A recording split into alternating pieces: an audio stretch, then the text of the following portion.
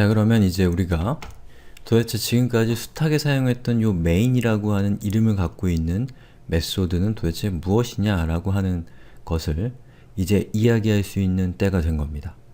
우리가 지금까지 이 main을 계속해서 봐왔지만 앞에서는 우리가 이해할 수 없었기 때문에 설명드릴 수가 없었던 거예요. 그래서 우리가 수업을 변수부터 해서 이 객체 지향까지 수업을 쭉 해나갈 건데요. 자, 이 과정에서 앞에 있는 것과 뒤에 있는 것이 대체로는 선행관계에 있긴 하지만 이 메인 같은 경우는 프로그래밍을 시작하는 그 순간부터 등장하는 변수보다 더 빨리 등장하는 것임에도 불구하고 변수보다 먼저 설명할 수가 없는 녀석이라는 그 한계가 있는 것이죠. 그래서 우리가 공부를 하게 되면 어쨌든 어쩔 수 없이 먼저 배워야 될 것과 나중에 배워야 될 것을 임의대로 강의하는 사람이 이렇게 배치할 수밖에 없지만 실제로 요 안에 들어가 있는 이 수많은 지식들, 이 수많은 기능들은 서로 그물망처럼 네트워크로 연결되어 있는 것이라고 여러분이 생각하실 필요가 있습니다.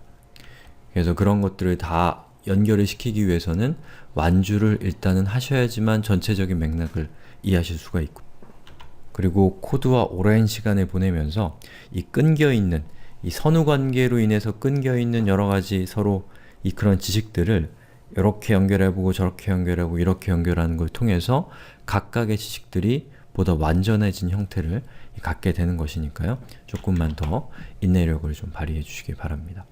자, 어쨌든 이 main이라는 것을 우리가 이제는 알 수 있게 된 상태인데요. 자, 이 main이라고 하는 것은 무엇이냐면 약속입니다. 약속. 어떤 약속이냐면 자바와 자바 개발자인 우리, 개발자라고 쓸게요. 개발자 사이에 맺어져 있는 약속입니다. 어떤 약속이 되어 있냐면 이 실행하고자 하는 명령이 있다면 또는 하고자 하는 작업이 있다면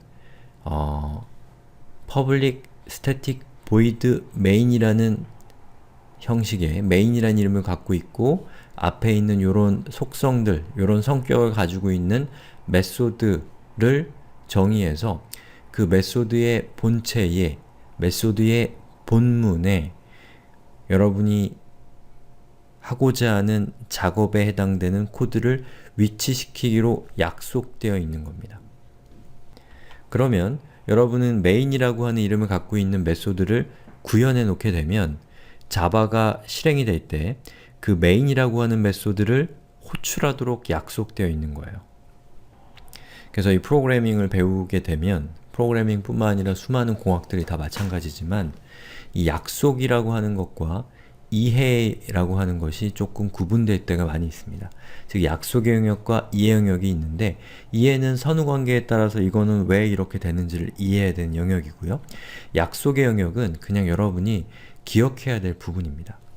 바로 이 main이라고 하는 것은 이해 영역이라기보다는 main이란 이름의 함수를 여러분들이 정의하도록 약속되어 있고 그렇게 정의를 해놓으면 자바가 그것을 실행하도록 약속되어 있는 것이다 라고 생각을 하시면 되겠습니다.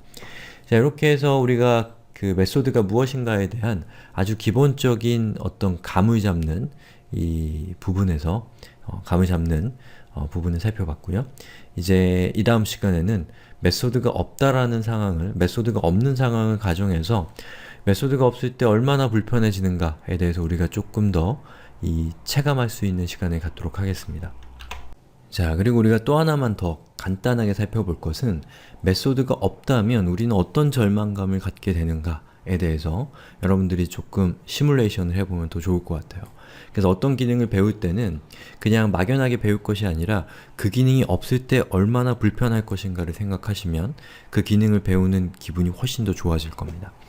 자, 여기 보시는 것처럼 누군가가 0부터 10까지 10보다 작은 숫자를 1씩 증가하면서 출력하는 것을 5번 반복하라고 우리에게 요청을 했다면 어떻게 해야 될까요? 자, 가장 우리가 지금까지 배운 걸 동원한다면 여기에 있는 요 반복되는 요 작업 있죠? 요 작업을 감싸는 바깥쪽에 반복을 하나 더 만들어서 요것을 감싸주게 되면 자, 그것이 실행이 되면서 안쪽에 있는 것이 반복적으로 호출이 되겠죠. 만약에 이것을 처음 생각해냈다면, 프로그래밍 처음 시작하시는 분이 생각해냈다면 그분은 소질이 있는 겁니다. 자, 근데 우리가 지금 하려고 하는 것은 그것은 아니고, 자, 메소드를 이용하려고 하는 겁니다. 자, 이렇게 코드를 작성할 수도 있지만 그것이 아니고, 자, 보시는 것처럼 이렇게 코드를 작성하면 되겠죠. 보시는 것처럼 넘버링이라는 이름을 갖고 있는 메소드가 있고, 그 메소드를 여러 번 호출하는 걸 통해서 이 방금 제가 말씀드렸던 0부터 9까지 출력하는 것을 5번 출력하는 그것을 아주 쉽게 우리가 달성할 수 있다라는 것을 지금 보고 계신 겁니다. 그래서 메소드를 이해하는 핵심적인 코드는 이미 정의해 놓은 로직, 이거죠. 이미 정의해 놓은 로직을 재활용할 수 있다라는 측면입니다. 재활용.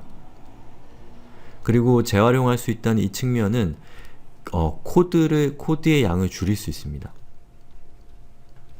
코드의 양을 아주 극단적으로 줄일 수 있다라는 것이고요. 그리고 코드의 양이 줄어들고 이 재활용성이 높아진다는 것은 또 무슨 의미를 갖게 되냐면 유지보수가 유리해진다는 겁니다. 유지보수. 자, 유지보수는 여기 있는 코드가 이렇게 있는데 이 코드에 어떤 문제가 있어요. 버그가 있어요. 자, 그런 경우에 그 내용을 고친다거나 아니면 여기 있는 이 코드를 더 개선할 수 있는 여지가 있어요. 그런 경우에 그러한 변화들을 우리는 보통 유지보수라고 부릅니다.